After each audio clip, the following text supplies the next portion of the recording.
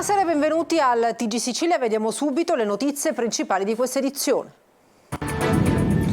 Dramma ad Agrigento, uccide la moglie a coltellate e si suicida impiccandosi. L'uomo soffriva di depressione ed era in cura. A fare la macabra scoperta è stato uno dei due figli della coppia.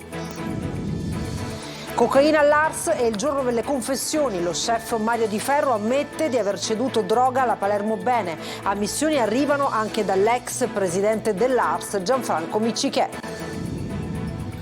Dopo 13 anni riapre all'ospedale civico di Palermo la cardiochirurgia pediatrica e delle malattie congenite. Oggi la presentazione a Palazzo d'Orleans dell'importante centro che eviterà tanti viaggi della speranza.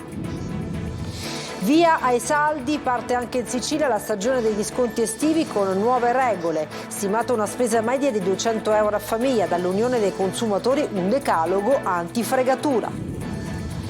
Cambio alla guida della FIEPET Confesercenti di Catania. Il neopresidente provinciale punta alla lotta all'abusivismo e a un censimento delle attività di ristorazioni e turistiche.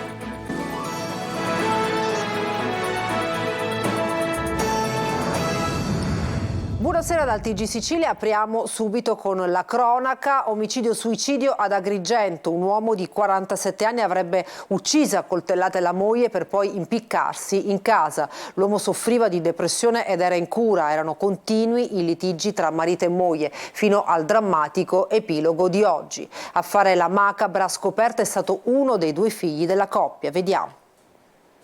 C'è un quartiere sotto shock ad Agrigento dove questa mattina si è consumato un dramma. Al primo piano di uno stabile di via Alessio Di Giovanni, nella popolosa frazione di Fontanelle, Daniele Gallo Cassarino, 47 anni, avrebbe ucciso a coltellate la moglie Lenia Bonanno, di 45 anni, e poi si è impiccato a casa. La coppia ha due figli di 19 e 15 anni. Sia l'uomo che la donna sono stati trovati nella camera da letto. Forse l'omicidio o suicidio sarebbe avvenuto al termine di una lite, l'ennesima tra marito e moglie, secondo il racconto di alcuni vicini di casa, che anche questa mattina hanno sentito le grida provenire dall'abitazione. A fare la macabra scoperta è stato uno dei due figli della coppia, che dopo aver tentato di telefonare ai genitori ma senza ricevere risposta, si è precipitato a casa. La porta era chiusa dall'interno e quindi il giovane sarebbe riuscito ad entrare nell'appartamento dalla cucina forzando il balcone. Appena dentro ha trovato i corpi senza vita del padre e della madre. Scattato l'allarme, sul posto sono intervenuti i poliziotti della squadra volanti e i carabinieri del nucleo operativo e radiomobile. Secondo quanto emerso sommariamente dalle prime indagini, Daniele Gallo Cassarino nel corso degli ultimi mesi avrebbe sofferto di un grave stato depressivo, tanto da licenziarsi dal lavoro dall'impresa SEAP che si occupa dello smaltimento dei rifiuti. L'uomo era in cura per combattere la depressione. La moglie ha lavorato in un negozio di telefonia nella centralissima via Imera per provvedere alle spese familiari. Ma la situazione era molto complicata. Il licenziamento dal lavoro sarebbe stato uno dei motivi delle continue discussioni tra i due. La donna, secondo quanto raccontano alcuni conoscenti, non avrebbe accettato la decisione del marito di abbandonare l'impiego. Alcune sere fa in via Alessio Di Giovanni al civico 36 era intervenuta la polizia per sedare un litigio tra i due coniugi. Il rapporto tra marito e moglie sarebbe precipitato fino al drammatico epilogo di oggi. I poliziotti della scientifica hanno lavorato per ore all'interno della casa per trovare elementi utili alle indagini. Sono stati portati via alcuni oggetti che saranno poi analizzati. E ancora sono stati sequestrati i telefoni cellulari dei due coniugi ed anche su questi dispositivi saranno eseguiti le analisi di rito. Sul posto si sono recati anche il procuratore facente funzioni di Agrigento Salvatore Vella, che ha disposto l'autopsia sui cadaveri, ed il pubblico ministero di turno Cecilia Baravelli. Secondo quanto emerso dopo il sopralluogo della procura, la donna non sarebbe stata accoltellata alla gola, ma presentava delle ferite da arma da taglio e l'uomo, dopo averla uccisa, si sarebbe impiccato. Le salme sono state trasferite nella sala mortuaria dell'ospedale di Agrigento. Operazione della Guardia di Finanza in Calabria. In uno dei complessi alberghieri della Costa degli Dei, sequestrati stamattina nel Vibonese, si sarebbero svolti decine di anni fa incontri tra esponenti di Cosa Nostra siciliana e dell''Ndrangheta, finalizzati all'attuazione della cosiddetta strategia stragista. Nel corso dei summit che si sarebbero tenuti dopo gli omicidi di Giovanni Falcone e Paolo Borsellino, i rappresentanti della mafia siciliana, secondo alcuni pentiti, avrebbero proposto a quelli dell''ndrangheta di aderire alla strategia stragista portata avanti in quel periodo. Ha confessato al GIP di aver ceduto cocaina ai VIP della Palermo Bene lo chef Mario Di Ferro ai domiciliari dal 29 giugno scorso. Ammissioni anche dall'ex presidente dell'ARS Gianfranco Miccichè e dall'autista dell'ARS che avrebbe accompagnato l'allora collaboratore dell'attuale presidente Galvagno, Manlio Viola. È il giorno delle ammissioni nell'inchiesta sulla cocaina dei VIP spacciata, secondo l'accusa, alla Palermo Bene dallo chef del ristorante di Villa Zito, Mario Di Ferro. Ammissioni arrivano dall'ex presidente dell'ARS, Gianfranco Miccichè, e anche dallo stesso presunto spacciatore. Ha ammesso di fare uso di cocaina e di essersi rivolto all'amico di una vita per acquistarla, Gianfranco Miccichè. In 2 pagine di verbale l'ex senatore, che non è indagato, sentito ieri come testimone dai PM di Palermo, ha confermato agli acquirenti di aver fatto uso di droga. Miccichè, che dopo l'interrogatorio è uscito da una porta di servizio del tribunale, con una nota ha anche spiegato di non essere mai scappato dai giornalisti, ma di aver usato quella uscita di servizio su gentile invito della procura. Il verbale di ieri è stato depositato e il GIP lo ha usato oggi nell'interrogatorio di garanzia di Mario Di Ferro, che dal 29 giugno si trova agli arresti domiciliari. Oltre allo chef, nell'inchiesta sono coinvolti 3 dipendenti del locale e 2 fratelli accusati di aver rifornito Di Ferro della cocaina, che questi poi avrebbe ceduto a clienti selezionati, tra cui appunto Miccichè. L'ex presidente dell'ARS ha ammesso di aver acquistato la droga dall'amico, sostenendo però che Di Ferro non è uno spacciatore e che quindi si sarebbe limitato a fare da tramite con i fornitori senza guadagnare nulla dalla cessione. La stessa versione fornita oggi proprio da Di Ferro. Lo stesso Di Ferro era un assuntore di cocaina. Io la compravo per tutti e poi la consumavo insieme agli altri, ha detto l'uomo accusato di essere lo spacciatore dei VIP. Ma non ci ho mai guadagnato nulla, ha aggiunto, mi rimborsavano soltanto ciascuno la propria dose. Una ammissione parziale dunque quella resa da Di Ferro, che è difeso dall'avvocato Claudio Gallina Montana. In procura anche l'autista dell'auto blu intercettata dagli inquirenti, Stefano Sucato, autista dell'Assemblea regionale, che come Miccichè non è indagato ma persona informata sui fatti nell'inchiesta, ha riferito ai PM di essere stato lui ad accompagnare a Villa Zito Giancarlo Migliorisi, ex componente dello staff del presidente dell'ARS Gaetano Galvagno, che in quella occasione, secondo gli inquirenti, avrebbe anche lui acquistato cocaina. Tutti i tasselli che sembrano andare al loro posto. Di Ferro infatti ha confessato di aver consegnato la cocaina sia a Miccichè che a Migliorisi, mentre ha negato di aver mai dato eroina o cocaina a Lello Analfino. Stavamo scherzando al telefono, ha spiegato, confermando quanto aveva fatto sapere lo stesso artista. Il ristoratore infine ha sostenuto di aver già intrapreso un percorso di disintossicazione. È morto oggi all'ospedale Barone Romeo di Patti l'architetto Giovanni Cipriano, 66 anni. Il motociclista era stato sottoposto a un intervento chirurgico per amputare la gamba sinistra dopo lo scontro avvenuto in contrada Canapè tra la sua Yamaha e una Lancia Y che viaggiava in direzione opposta. Dalle prime informazioni pare che il professionista sia deceduto durante l'intervento. E cambiamo argomento, la cardiochirurgia pediatrica riapre a Palermo dopo 13 anni in partnership con la Fondazione San Donato di Milano. Oggi la presentazione a Palazzo Orleans dell'importante centro di eccellenza che eviterà tanti viaggi della speranza. Roberta Lunghi. Un nuovo riferimento di eccellenza per la cardiochirurgia pediatrica in Sicilia, che nasce in partnership con la fondazione del gruppo San Donato di Milano. Dopo 13 anni riapre, infatti, all'ospedale civico di Palermo la cardiochirurgia pediatrica e delle malattie congenite. La presentazione a Palazzo Orleans. Per il presidente della regione Schifani, la struttura servirà ad evitare tanti viaggi della speranza. Basti pensare che i 2 operati nei giorni pregressi erano lista d'attesa a Milano. Non ci saranno più questi episodi, viaggi alla speranza, e questo è un grande passo in avanti, dare sicurezza anche alle famiglie, ai genitori di questi piccoli bambini, e si collegherà con l'altro progetto che stiamo portando avanti, la realizzazione del polo pediatrico di Palermo, che abbiamo riesumato. Tra poco verranno approvati i progetti e partirà il finanziamento. La nuova unità, interamente ristrutturata, si trova al secondo piano dell'ospedale civico di Palermo, già in precedenza destinato al medesimo reparto. I posti letto disponibili sono 19-11 per pazienti pediatrici e per i pazienti adulti che presentino patologie patologie cardiache dalla nascita, 3 neonatali e 5 di terapia intensiva. La struttura è forte della credibilità maturata sulle patologie cardiache congenite dal Policlinico San Donato di Milano. Da questo momento e per i prossimi anni, infatti, il Policlinico San Donato e l'Arnas Civico sono 2 realtà gemelle. Ad affermarlo è proprio Alessandro Giamberti, responsabile unità cardiochirurgia pediatrica a Milano e adesso anche a Palermo. I pazienti che in questo momento abbiamo in lista sono tutti pazienti che si sarebbero dovuti operare a Milano presso il mio centro e che hanno accettato di essere operati qua, perché ci siamo noi a garanzia della continuità, della qualità e dell'eccellenza che offriamo a Milano. Siamo assieme a lavorare con l'equipe locale e penso che questo sia una garanzia assoluta di qualità e di risultati.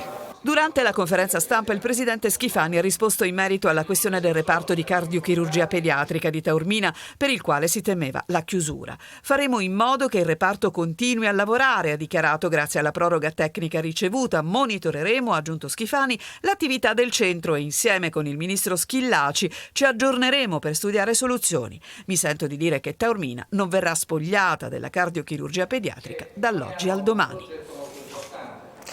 Cittadini e sindaci si mobilitano in difesa dei piccoli ospedali. Nasce un coordinamento dei comitati spontanei per mantenere in vita i presidi sanitari periferici. Lorena Dolci.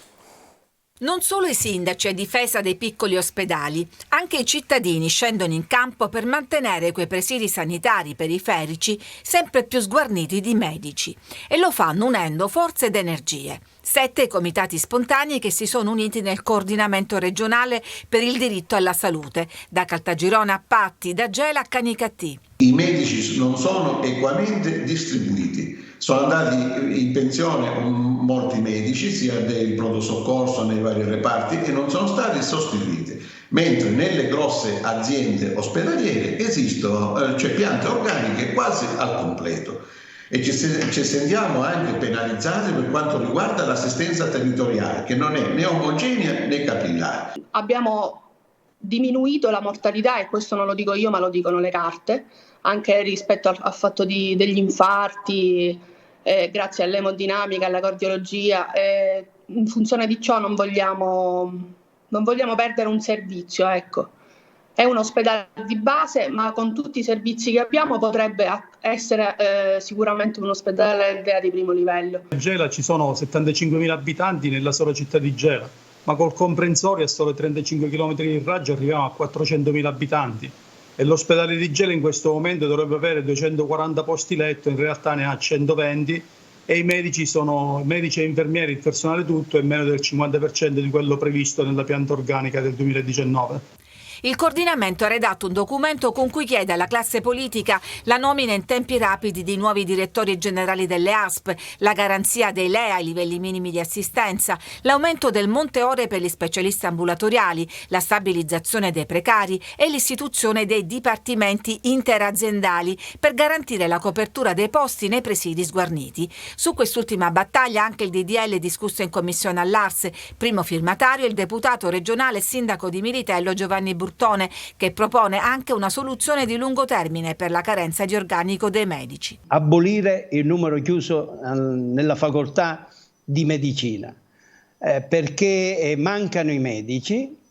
Percorso è un percorso lungo, 6 anni per acquisire la laurea e 5 anni di scuola di specializzazione. Sul piede di guerra anche i sindaci di 8 comuni di montagna che gravitano attorno a Bronte. I sindaci di Cesaroma, Letto, Magnace, Randazzo e Santa Domenica Vittoria protestano contro la sospensione del punto nascita dell'ospedale di Bronte e chiedono anzi il rafforzamento della struttura.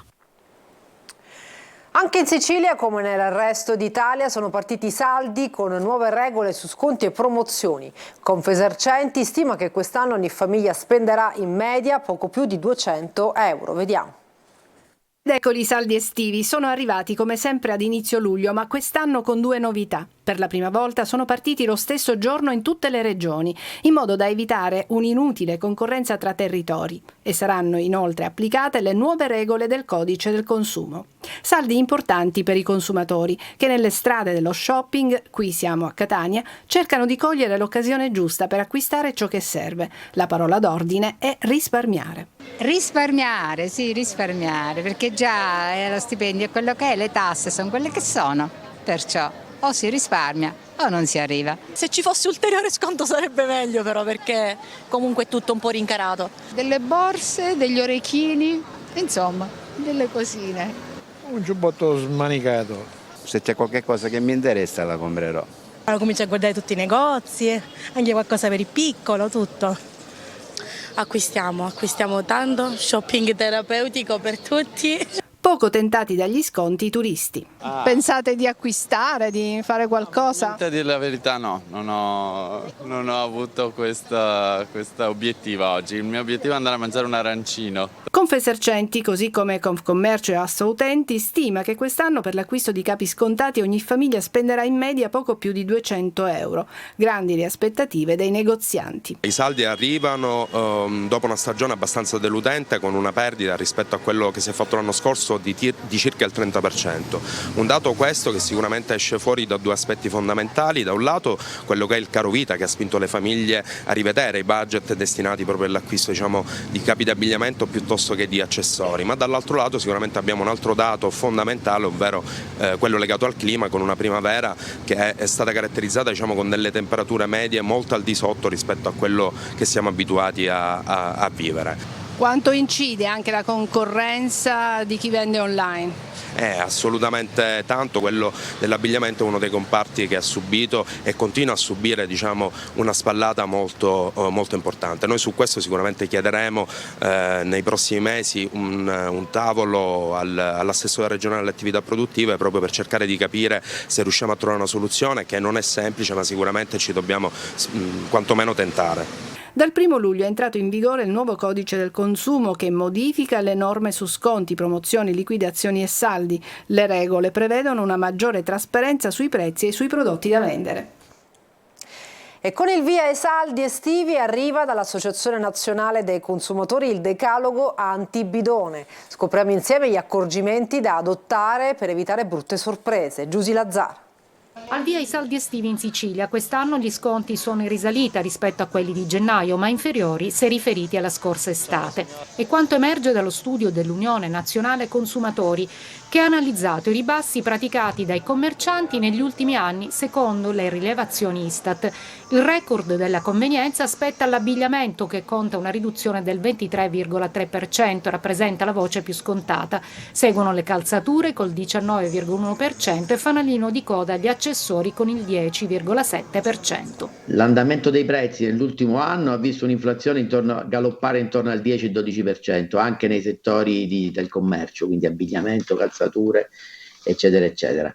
Quest'anno la percentuale di sconto media è intorno al 19,5%, probabilmente hanno influito l'andamento dell'inflazione, i maggiori costi di energia durante l'inverno, e quindi i commercianti devono cercare un attimo di recuperare le perdite. La vera novità degli ultimi anni però sono le vendite online, che di offerte imperdibili ne propongono tutto l'anno. Avendo dei costi bassi di magazzino e la possibilità di avere un pubblico vastissimo di vendita, permette di avere degli sconti più alti.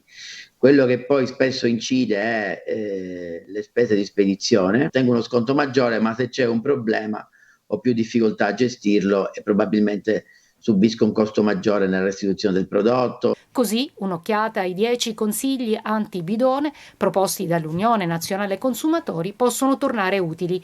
Prodotti difettosi. Conservate sempre lo scontrino, non è vero che i capi in saldo non si possono cambiare. Valgono le regole di sempre, il negoziante è obbligato a sostituire l'articolo difettoso e non è più necessario denunciare il difetto al venditore entro 2 mesi dalla sua scoperta. Nuove regole sugli sconti, ma diffidate sempre di quelli esagerati. La novità è che il venditore è tenuto a indicare anche il prezzo precedente, ossia quello più basso applicato nei 30 giorni precedenti i saldi.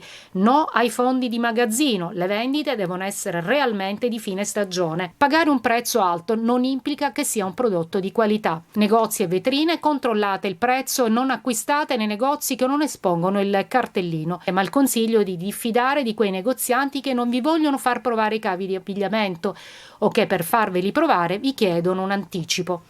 Datevi un budget, stabilite una cifra massima da spendere e obbligatevi a rispettarla. Un censimento di tutte le attività di ristorazione e turistiche e lotta all'abusivismo tra i primi obiettivi della FIEPET di Confesercenti, ma anche formazione per creare opportunità di lavoro. Abbiamo sentito il neopresidente della Federazione Italiana degli Esercenti Pubblici e Turistici di Catania, Adelaide Barbagallo. Nella sede della Confesercenti di Catania si discute su come dare nuovo impulso agli esercenti pubblici e turistici e come salvaguardare tutte le loro attività, combattendo innanzitutto l'abusivismo, la cui illegale concorrenza non è più tollerabile. Si parte intanto con il neopresidente della FIEPET Andrea Finocchiaro, che ha in programma un incontro urgente con il sindaco di Catania Enrico Trantino. E l'obiettivo comunque per Catania in particolare è quello di discutere il DEOR, di discutere le pedane, di discutere quello che potrebbe essere l'abusivismo sul territorio di Catania, che in questo periodo infligge molto sulle attività commerciali. Cosa si può fare di altro per aiutare gli esercenti? Allora, intanto cercare di capire tutte quelle che sono i problemi legati al territorio, poi cercheremo anche noi come FIAPET e come Confesercenti di poterli seguire sia nell'ambito ad esempio dei bandi di finanziamento europei, seguirli su tutto questo aspetto. Cercheremo anche di creare degli assi e delle collaborazioni con scuole alberghiere ed enti di formazione per cercare di introdurre e di portare nuova linfa a quel settore che momentaneamente ha un problema molto accentuato nel settore della ricerca del personale. Dunque formazione e informazione su tutte quelle che sono le attività che svolgeremo sul territorio. Imprescindibile anche un censimento degli esercenti dei 58 comuni della provincia di Catania. Il censimento è uno dei primi obiettivi che dobbiamo anche prefiggerci come Confesercenti e come FIAPET per capire sul territorio effettivamente quante attività commerciali operano nel settore. La lotta all'abusivismo contemplerà anche una campagna di sensibilizzazione che cercherà di coinvolgere quanti non sono in regola con le leggi in vigore. Oltre 4.000 fan hanno accolto la star colombiana Maluma a Catania. 3 ore di concerto tra canti, balli e luci per il re del Latin Pop, protagonista del nuovo appuntamento alla Villa Bellini con il Summer Fest, Roberta Lunghi. Sé que te va bien, pero no te quiere como yo. Wow, un applauso para ustedes, Nico. Puede que no te haga falta. Uno scambio di emozioni con il canto che dal palco diventa un coro dei fan in visibilio e il movimento del corpo e dei telefonini illuminati sono specchio della gioia che la musica sa scatenare. È stato così il concerto di Maluma a Catania in una Villa Bellini che scoppiava di presenze. La star colombiana, intenzionata a prendersi lo scettro di re del Latin Pop, era attesissimo dagli oltre 4.000 giovani che sin dalle prime ore del pomeriggio hanno presidiato l'ingresso di Villa Bellini per un posto in prima fila nell'ennesimo appuntamento del Catania Summer Fest. E lui non ha deluso le aspettative. L'autore di The Love and the Sex Tape, candidato anche come Best Urban Album agli scorsi Grammy Awards, 25 milioni di follower su Facebook e 62 milioni su Instagram, e con una hit come Away che già nel 2020 aveva fatto comprendere le sue potenzialità superando con il video su YouTube 1 miliardo di visualizzazioni, è stato generoso sul palco per un concerto che ha regalato 3 ore di musica.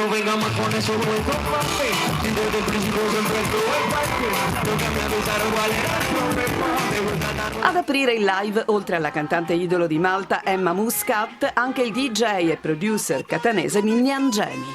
l'atmosfera che si respira è bellissima e ovviamente come ogni volta esibirmi nella mia città dopo tanti successi è davvero qualcosa di unico e fantastico. È stato uno show ricco di effetti speciali, fuochi, coriandoli, giochi di luce dinamici e maxi LED wall di 12 metri su un palco immenso animato anche da un corpo di ballo. Conoscevano tutte le sue canzoni, fan giunti da ogni parte dell'isola, Coco Loco, Corazon e alcune delle sue hit storiche che lo hanno visto collaborare con Ricky Martin e Shakira. E questi canti all'unisono sono stati il viatico per l'ennesima condivisione di una notte catanese che sembrava non volesse mai finire. Grazie mille Catania, grazie mille.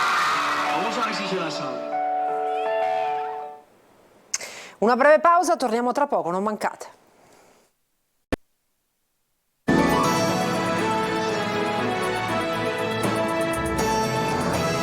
Bentornati, siamo al calcio. La nuova stagione del Palermo è cominciata a Veronello con i primi test atletici, mentre dal mercato sono attesi altri 3 acquisti a breve. L'allenatore rosanero Corini non nasconde le ambizioni del club. Marco Gullà. Il ritiro in Trentino inizierà il 9 luglio, ma il Palermo già da ieri sta scaldando i motori a Verona. Si inizia a sudare per una stagione che, stando alle dichiarazioni dei vertici del City Group, dovrà essere da protagonista. Prime parole intanto per il tecnico rosanero Eugenio Corini, che da Veronello lancia il guanto di sfida in vista del campionato, che inizierà ad agosto. L'obiettivo fondamentale di vestire dei colori è una maglia molto importante che pesa ma che ti può dare grande forza, energia, e dunque ci stiamo preparando al meglio già da oggi per far sì che la nostra stagione sia piena di soddisfazioni per noi e per i nostri tifosi. Il direttore Gardini nell'intervista e nel bilancio di fine anno ha parlato chiaro di quella che è stata la stagione scorsa, di quelli che saranno gli obiettivi per questa che andremo ad affrontare, con una linea molto chiara che rispecchi le ambizioni della città, della nostra tifoseria, e dunque sappiamo bene dove vogliamo arrivare, attraverso il lavoro daremo il meglio per far sì che questo possa accadere. Mercato rosanero scatenati, ufficiale anche Vasic da ieri. 3 i colpi che il Palermo ufficializzerà nei prossimi giorni. A breve sarà la volta di Ceccaroni e Mancuso. I 2 calciatori hanno già svolto le visite mediche. Poi sarà la volta di Roberto Insigne. Il calciatore napoletano, infatti, sarebbe vicinissimo alla firma, questione di dettagli, e poi anche lui sarà ufficializzato. Sempre vivo l'interesse per una mezzala, si puntano Valoti del Monza e Collocolo dell'Ascoli. Il calciatore piace al Palermo, che aveva manifestato la volontà di portarlo in Viale del Fante. E proprio nel pomeriggio il Palermo ha comunicato di aver acquisito dal Monza le prestazioni sportive di Leonardo Mancuso con la formula del prestito con diritto di opzione ed obbligo di riscatto. Un altro colpo ufficiale per il club rosanero. E con questa notizia finisce il nostro TG. Grazie per l'attenzione e buona serata.